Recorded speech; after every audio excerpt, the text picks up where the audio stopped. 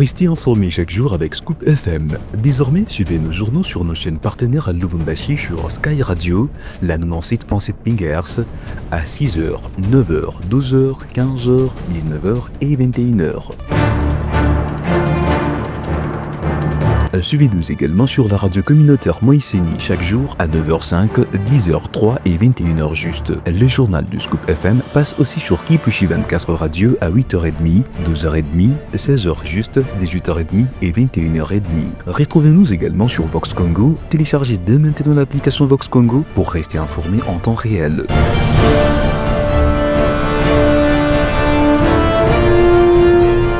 Scoop FM, suivez-nous sur notre page Facebook et sur notre chaîne YouTube pour tout savoir sur l'actualité locale, provinciale, nationale et internationale. Scoop FM, la neutralité réelle. La neutralité réelle.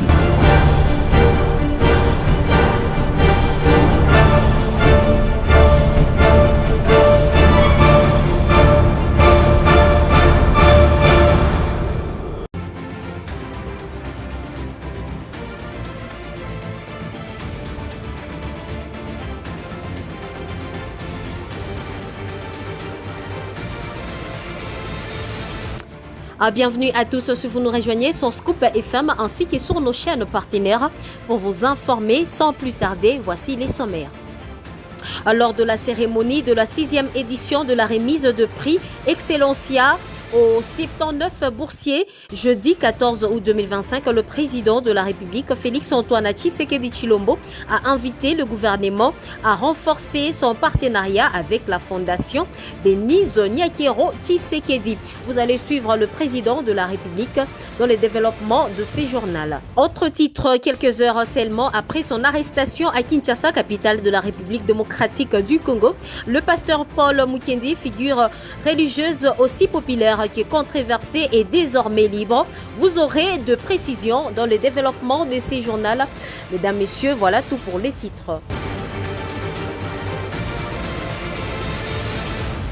C'est parti, la cérémonie de remise de diplômes de programme de bourse Excellencia s'est tenue jeudi dans un cadre solennel célébrant le lauréat ayant bénéficié de ces programmes initiés par la première dame de la RDC, Denise Nyakero Tshisekedi. À l'occasion, le président Félix Tshisekedi Tshilombo a notamment pris part et en prenant la parole, il a réitéré son engagement envers la formation de la jeunesse congolaise. Écoutons le président de la République démocratique du Congo dans cet extrait choisi par Christian Tchampa. Votre réussite est la preuve éclatante que la jeunesse congolaise est capable de viser l'excellence et de l'atteindre. Mais souvenez-vous, ceci n'est qu'un pas franchi. De bien meilleurs pas vous attendent. Gardez la même flamme. N'abandonnez jamais, peu importe l'intensité de l'adversité. Vous êtes désormais les ambassadeurs de notre culture, de notre intelligence et de nos valeurs. Où que la vie vous conduise, revenez armés de votre savoir et de votre expérience pour transformer notre société. Aux élèves de dernière année, je lance un défi. Visez les 85% à l'examen d'État. Oui, c'est possible et vous pouvez le faire. Je crois en vous, vous êtes nos champions. Aux parents et enseignants, vous qui consentez des sacrifices incroyables, ce succès est aussi le vôtre. Car sans votre soutien, aucun sommet n'est accessible. Vous avez semé, voici la moisson. Aux partenaires, merci pour votre soutien. Et à ceux qui ne sont pas encore à nos côtés, rejoignez ce rêve car c'est une terre fertile. Ensemble, donnons à chaque jeune Congolais la possibilité de réaliser son plein potentiel. Mesdames et Messieurs, distingués invités, depuis mon accession à la magistrature suprême, j'ai tenu à ce que la gratuité de l'enseignement de base devienne une réalité tangible. Excellencia s'inscrit dans cette même vision. Autre nouvelle, le VPM Jean-Pierre Aliao lance les opérations de contrôle et des recensements des agents rémunérés sur le budget annexe, qui s'inscrit dans le cadre d'assainir son secteur. Reportage. Faisons suite à la note de service signée le 8 août 2025. Le vice-premier ministre, ministre en charge de la fonction publique Jean-Pierre Liaou, a présidé une séance de travail avec les membres de la commission de contrôle et d'identification biométrique des agents des services émargeant au budget annexe du pouvoir central. Ce travail-là, il sera fait en 2 étapes principales. La première va porter sur la réception des dossiers venant de tous ces services et l'analyse de ces dossiers. Et ensuite, la deuxième étape va porter sur la descente sur terrain pour les contrôles qui aura pour objectif l'identification ou la localisation du service en vue d'établir une cartographie, et ensuite les contrôles qui va porter sur les effectifs. Le vice-premier ministre Jean-Pierre Liaou a donné des directives claires pour le lancement effectif de cette opération qui vise à renforcer la maîtrise des effectifs et de la masse salariale dans les services et structures à budget annexe. Cette opération va son pesant d'or. Pourquoi? Parce que nous voulons assainir. Nous devons assainir en matière de gestion du personnel et cela va nous conduire à la maîtrise des effectifs et à la masse salariale qui va avec.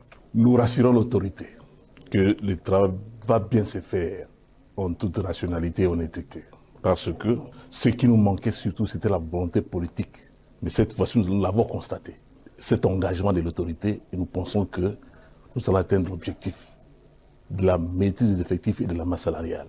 Cette démarche s'inscrit dans la continuité des réformes engagées en vue de moderniser l'administration publique et garantir une gestion rigoureuse, transparente et conforme aux standards de bonne gouvernance. Comme je l'ai annoncé dans l'entame de ce journal, le pasteur Paul Mukendi a recouvré la liberté jeudi 14 août à Kinshasa, seulement quelques heures après son arrestation qui avait pris cours. Ses fidèles et ont suscité de réactions au sein de la communauté chrétienne congolaise. À sa sortie, l'homme de foi a tenu à apaiser des tensions. C'était un malentendu. Je n'étais pas pris en plein culte. Je suis dans mon pays, un pays de liberté. Il n'y a rien au sujet de mes récentes déclarations. Que Dieu bénisse la République démocratique du Congo et son président Félix Antoine Tshisekedi Tshilombo, a-t-il déclaré. Arrêté plus tôt dans la journée alors qu'il officiait dans son église, Mukendi avait récemment multiplié de critiques contre le gouvernement Souminoadé qu'il qualifiait de gouvernement de recyclé et sans avenir. Il avait également dénoncé des salaires jugés exorbitants de ministres et des parlementaires qu'il juge indécents dans un pays où la majorité vive dans la pauvreté. Rendons-nous dans le Lualaba. Une délégation composée des députés nationaux et des experts de l'agence congolaise de grands travaux a été reçue jeudi 14 août par la gouverneure du Lualaba, Marie-Thérèse Saini Masuka, conduite par le ministre provincial des infrastructures. Cette équipe est venue faire la restitution de sa mission d'inspection sur plusieurs chantiers en cours dans la province du Lualaba. Suivez. Conduite par le ministre provincial des infrastructures et travaux publics Moïse Moukepe Kailou, la délégation composée des députés nationaux et les experts de l'Agence congolaise des grands travaux a été reçue dans la soirée de ce jeudi 14 août par la gouverneure Marie-Thérèse Masuka Saini. Cette mission d'inspection est venue faire la restitution de sa descente sur le terrain dans divers chantiers ouverts par l'exécutif provincial, a déclaré le chef de file de cette délégation, l'honorable Jonas Tsundu Tsundu. Nous avons échangé autour des routes, des ponts et des travaux aussi des voiries attribués à certains concessionnaires. Il y a des travaux qui ont été réalisés. Nous sommes descendus sur terrain pour palper du doigt ce qui a été fait et ce qui n'a pas été fait. Ces élus nationaux ont salué le travail remarquable qu'abat l'unique femme gouverneure de la RDC qui s'est traduit par la qualité des ouvrages réalisés et ceux en cours d'exécution. Ce qui nous a épaté, c'est que nous avons été impressionnés par la connectivité locale, la manière dont le gouvernement provincial de Lualaba est en train de relier les secteurs, les groupements et les villages. Cette manière de faire, franchement, elle a comprise la vision du chef de l'État fondée sur le désenclavement du territoire national. Et je crois que le vrai développement part de là. Cette mission d'inspection a été sur différents chantiers ouverts par l'exécutif national, dont les routes et les ponts. De violents affrontements entre le combattant Wazalendo et des forces de l'ordre ont éclaté jeudi 14 août à Kindu, faisant de morts, de blessés et d'importants dégâts matériels. Les autorités provinciales ont instauré un couvre-feu nocturne pour tenter de rétablir le calme. Plus de détails avec Landry Bimaï. La ville de Kindu a vécu, ce jeudi 14 août, une journée de grandes tensions marquée par des violents affrontements entre les combattants Wazalendo et les forces de l'ordre dans le quartier Tokolote, commune de Mikelenge. Le bilan, encore non détaillé par les autorités, fait état de pertes en vies humaines, des blessés et d'importants dégâts matériels. Les échanges des tirs nourris ont plongé la population dans la peur et la confusion, perturbant gravement le quotidien des habitants. Face à l'escalade de la violence, le gouvernement provincial du Maniema a pris de mesures sécuritaires immédiates. Taylor Lawamo Selemani, ministre provincial de l'Intérieur et de la Sécurité, a annoncé l'instauration d'un couvre-feu sur toute l'étendue de la ville de Kindu, allant de 9h30 à 5h du matin, dans le but de rétablir le calme et de prévenir des nouvelles violences. Cette mesure traduit l'urgence de contenir la situation, mais aussi l'ampleur des inquiétudes quant à la stabilité sécuritaire dans la région. L'insécurité continue de sévir dans la commune de Roachi à Lubumbashi dans la nuit du jeudi 14 au vendredi 15 août 2025. De bandits armés de machettes ont fait irruption dans une maison située au quartier 3. Selon le témoin sur place, le malfrat ont emporté plusieurs biens de valeur ainsi qu'une importante somme d'argent avant de s'en prendre violemment à un jeune homme présent sur le lieu.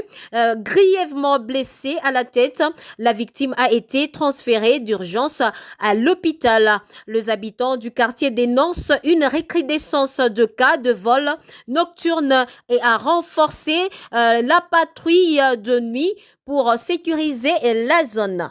Parlons sport bien avant de clôturer ces journaux. Le Léopard A de la RDC ont signé une deuxième victoire consécutive en phase de groupe de la 8e édition du championnat d'Afrique des Nations en s'imposant jeudi 14 août 2025 face au Palancas Negras d'Angola sur le score de 2-0 à Nairobi.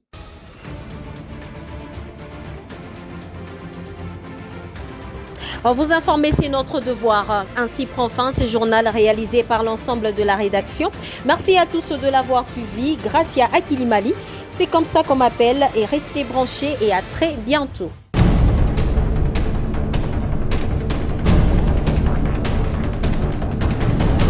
Restez informés chaque jour avec Scoop FM. Désormais, suivez nos journaux sur nos chaînes partenaires à Lubumbashi sur Sky Radio, la 97.7 MHz, à 6h, 9h, 12h, 15h, 19h et 21h. Suivez-nous également sur la radio communautaire Moïseni chaque jour à 9h05, 10h03 et 21h juste. Le journal du Scoop FM passe aussi sur Kipushi 24 Radio à 8h30, 12h30, 16h juste, 18h30 et 21h30. Retrouvez-nous également sur Vox Congo. Téléchargez dès maintenant l'application Vox Congo pour rester informé en temps réel.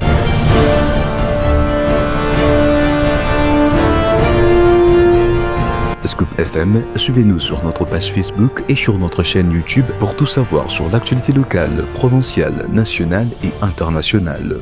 Scoop FM, la neutralité réelle.